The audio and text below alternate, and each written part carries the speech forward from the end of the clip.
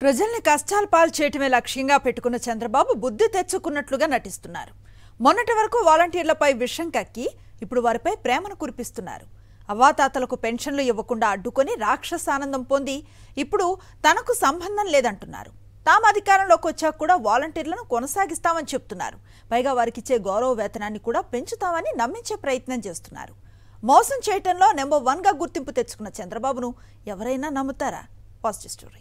వాలంటీర్ల ద్వారా పెన్షన్లు ఇవ్వడానికి వీల్లేదని కేంద్ర ఎన్నికల సంఘం ఆదేశాలతో రాష్ట్రంలోని 66 లక్షల మంది పెన్షన్దారులు తీవ్ర అవస్థల పాలయ్యారు. తెల్లవారుజామునే వాలంటీర్ ఇంటికి వచ్చి పెన్షన్ ఇస్తాడని ఎదురుచూసిన అవ్వతాతలకు ఈసీ నిర్ణయం శరాఘాతంలా తగిలింది. నిమ్మగడ్డ ద్వారా చంద్రబాబే ఈసీకి ఫిర్యాదు చేయించారని ప్రజలకు అర్థమైంది. తెలుగుదేశం పార్టీ మీద పచ్చమంద పైన ప్రజల్లో ఆగ్రహం పెల్లుబీకింది. వైఎస్ జగన్ తమకు పంపించే పెన్షన్ కోసం ఎదురు చూస్తున్న వృద్ధులు డబ్బులు అందక చంద్రబాబును శాపనార్థాలు పెట్టారు. తమ నోటికాడ ముద్ద లాగేశారంటూ ఆక్రోశం వెళ్లగక్కారు. రాష్ట్ర ప్రభుత్వం వెంటనే గ్రామ వార్డు సచివాలయాల దగ్గర పెన్షన్ ఇవ్వడానికి పకడ్బందీగా ఏర్పాట్లు చేసింది. అయితే మండుటెండల్లో అక్కడిదాకా వెళ్లడానికి వృద్ధులు నానా అగచాట్లు పడ్డారు. వెళ్లలేక వెళ్లారు. చంద్రబాబు చేసిన కుట్ర కారణంగా క్యూలో నిలబడి 40 మందికి పైగా ఎండ దెబ్బకు మరణించారు. వారి కుటుంబాలు శోక సంద్రంలో మునిగిపోయాయి. పెన్షన్లు అందక వృద్ధులు కష్టపడుతుంటే టీడీపీ నేత బొజ్జల సుధీర్ రెడ్డి అప్పుడు కూడా వాలంటీర్లపై విషం కక్కడం ఆపలేదు. ఓవైపున వాలంటీర్ల సేవలను నిలిపివేసినందుకు ప్రజల్లో ఆగ్రహం కట్టలు తెంచుకుంటుంటే మరోవైపున సుధీర్ రెడ్డి వారిని ఉగ్రవాదులతో పోల్చి నీచంగా మాట్లాడారు. వాలంటీర్లపై తెలుగుదేశం నాయకులది కేవలం నటనే అని సుధీర్ రెడ్డి రుజువు చేశారు. వాలంటీర్లను కట్టడి చేయడం ద్వారా వైఎస్ జగన్ ప్రభుత్వాన్ని ఇబ్బంది పెట్టవచ్చనే దుర్బుద్ధితో ఈసీకి ఫిర్యాదు చేసిన పచ్చమందకు ప్రజల ఆగ్రహావేశాలతో వణుకు పుట్టింది. ఫిర్యాదు చేసేది నిమ్మగడ్డ రమేష్ గనుక ప్రజలు తమను నిందించరని భ్రమించారు.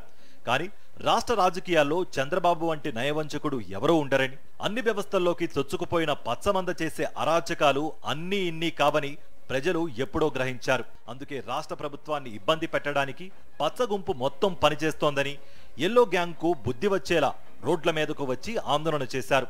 తాము ఒకటి అనుకుంటే ప్రజలు ఇంకోలా రియాక్ట్ అయ్యారని చంద్రబాబుకు అర్థమైంది. పెన్షన్లు సకాలంలో అందక రాష్ట్రంలో అవ్వతాతలు ప్రభుత్వంపై తిరగబడతారని అనుకుంటే అది రివర్స్ అయి తమకే వ్యతిరేకంగా మారడంతో మొత్తం ఎల్లో బ్యాచ్ నాలుగు మడతేసింది.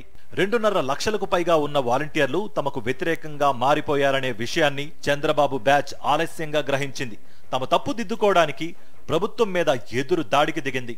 వాలంటీర్లు ఇవ్వొద్దని మాత్రమే ఈసీ చెప్పిందని, పెన్షనర్ల ఇళ్లకు ప్రభుత్వ సిబ్బంది వెళ్లి ఇవ్వొద్దని చెప్పలేదంటూ సన్నాయి నొక్కులు నొక్కింది. పైగా వాలంటీర్ల మీద ఘోరాతి ఘోరంగా విషం కక్కిన చంద్రబాబు తన నోటితోనే వాలంటీర్ల వ్యవస్థను కొనసాగిస్తానని ప్రకటించారు.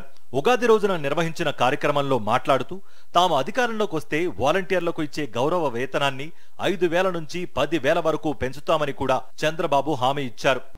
మీ ఉద్యోగాలు తీసేయం, వాలంటీర్ వ్యవస్థ కొనసాగిస్తామని మరొక్కసారి మీ అందరికీ హామీ ఇస్తున్నా. ఉగాది రోజున, పండుగ రోజున తీపి కబురు మీకు అందరికీ ఇస్తాం. 5,000 కాదు, మీకు రాబోయే రోజుల్లో 10,000 రూపాయలు పారితోషికం ఇచ్చే బాధ్యత మాది. అది బిగినింగ్. 2014 ఎన్నికల్లో 600కు పైగా హామీలిచ్చి అధికారంలోకి వచ్చాక టీడీపీ వెబ్సైట్ నుంచి ఎన్నికల మేనిఫెస్టోనే మాయం చేసిన చంద్రబాబు తన మాటలను ఆంధ్ర ప్రజలు ఇంకా నమ్ముతారని భ్రమిస్తున్నారు. రైతులకు రుణమాఫీ చేస్తానని మోసం చేశారు.